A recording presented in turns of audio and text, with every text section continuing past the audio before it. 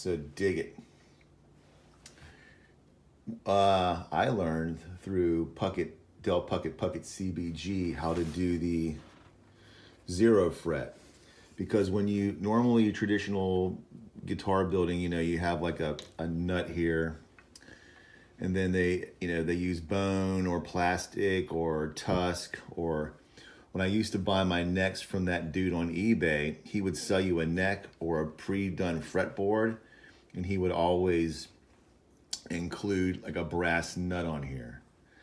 And they're just labor intensive to, you build this whole big giant thing, but it'll take you a hot minute sometimes, if you're inexperienced, whatever, to craft a nut from ground up.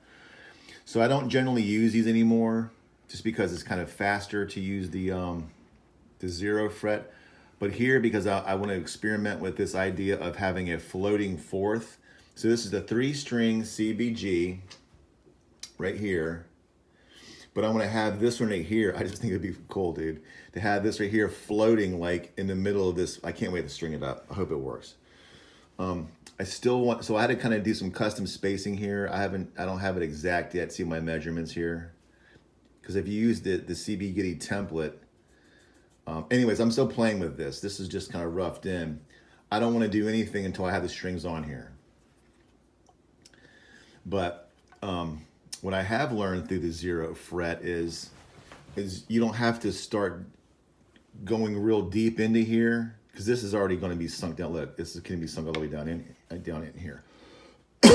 Excuse me, moi. So what I'm going to do here is I'm going to raise it up. But when I raise it up, here, hold on, look, check it. The gent who built my number 1 said the way he spaces his right here is using a nickel. I can't find a nickel. I don't even know what this is. What is this? So I don't know what that is. Some kind of beast system money. You know what I'm saying? Beast system money. So yeah, right, mate. So this is the idea here, is you want this clearance from your string. So what I want to do here is, now that I have him roughly roughed in, check this, to be fun.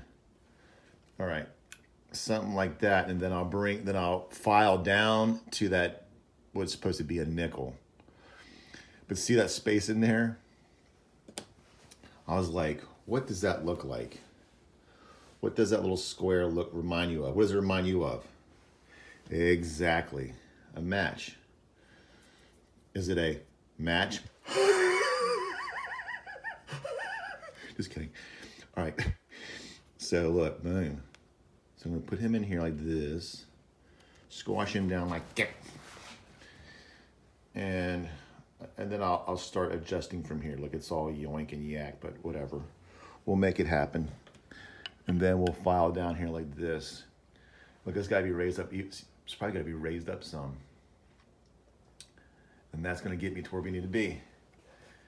Got the tuners on. Hit this headstock with a little bit of purple heart laminate or veneer. Good jam. Good jam. All right. Yeah, a Thomas Kincaid puzzle. Why? Because I love Thomas Kincaid stuff. My wife is not a Thomas Kincaid person. I am a Thomas Kincaid person. I hope that my house in heaven looks like this, or it's as relaxing as that. Look, love it. I love this dude's work, man. Hope that's my house, and I hope there's no neighbors for like at least 25, 30 miles. No neighbors, maybe a bro or two. Like, this is my best friend, my other best friend, my other dude, but hopefully there's nobody around. No one around anywhere. All right, here's the idea. I'm putting the strings, this wood right here, as I said before, is super hard. So the concept here with this build is going to be having the strings go through the neck. It's going to come up through here, up out of here, over here. That's going to get, you're going to get the sound of the strings vibrating all through this hard wood. Then when we put it on the box where the bridge is, then you're going to get the sound of the box, ideally for our intensive purposes. You know, we're not building Sigma Martin guitars. So what I want to do here now is I'm gonna put these little grommets through here like I did right here. What this is gonna do is when you have your strings coming through the wood, that way these strings aren't gonna be pulling through the wood. You see what I'm saying? This is gonna kind of hold it right here. You find these things, I learned how to do this from my number 1 right here. Stars and bars. This is how my dude did it right here. So that's where I got the idea from. And those right there, they're called pop rivets. I went to Habitat for Humanity, which is where Grandpa loves to go to. He gets all kinds of gems there. So I got this whole giant bag for like 50 cents. So what you do is you grab them like this, and then to get these, to harvest them, take this, boom, pop this. Now, these guys, they are an 1/8 inch. An 1/8, am I saying that right? 1/8 of an inch, okay. This right here on our little scale, it goes through here easily, right? But I'm gonna come down just a hair to a 7/64, because I've found in the past when I drill this at an 8, sometimes these things would come out and then you gotta glue them and whatever.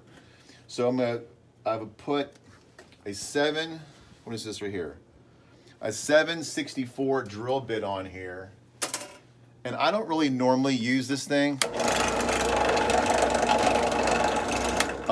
Normally I just use my drills. You know, it's go time, baby, go time. Go time, go time. But what I have found when you hand drill them, sometimes these drill bits get yoink. So it'll go in here, it'll go on the top of here, it'll go straight, but then back here, they'll come out over here, they'll come out over here, they'll come out over here. So that's what we're gonna do. 1, 2, 3, 4. I'm gonna put pop rivets on the top and then on the bottom just to make it look sweet. All right, that's what we're gonna do here. Get Captain. All right, now I need a little assist from my son, William. I'm gonna hold him like this. I'm gonna go like this, and then he's just gonna push it straight down. All right. Ready? Yeah, I can practice. Get, Cap, move, beat it.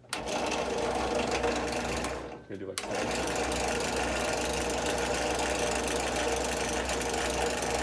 All right, right there, go ahead. All the way down. Yeah, up. Yeah.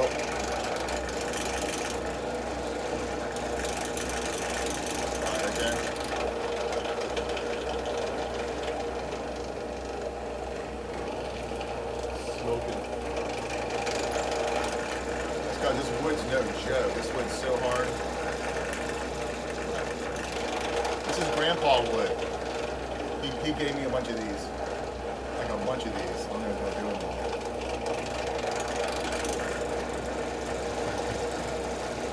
And then last one right here.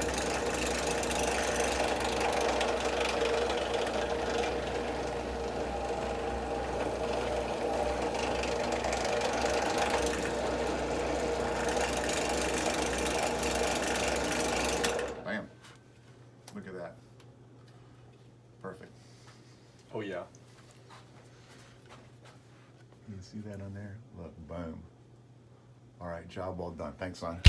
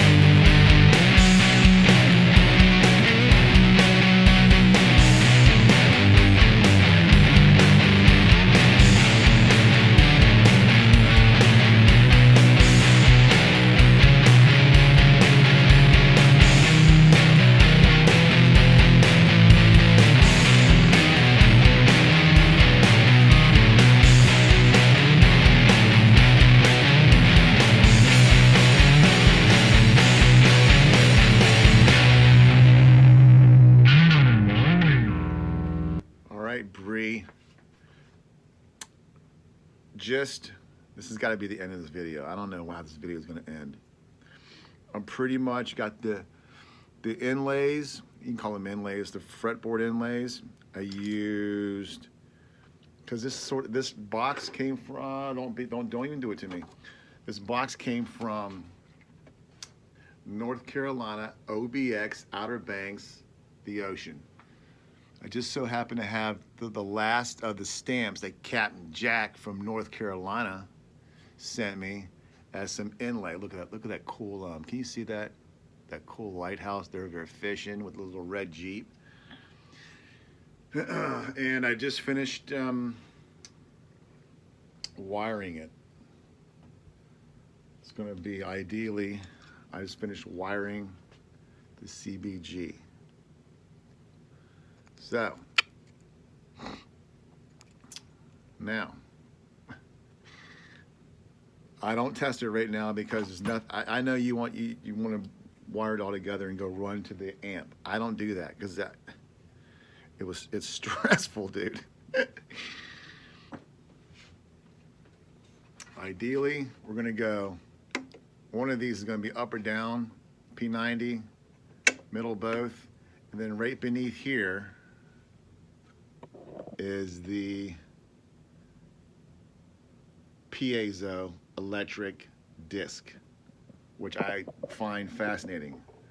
I find magnets fascinating. Pickups fascinating. So anyways, here in the darkness, in the gloom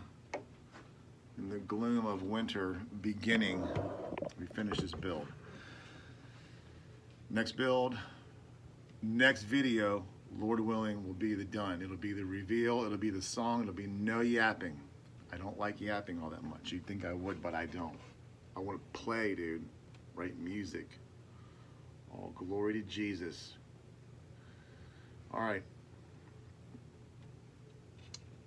Using the foolish things in this world to confound the wise.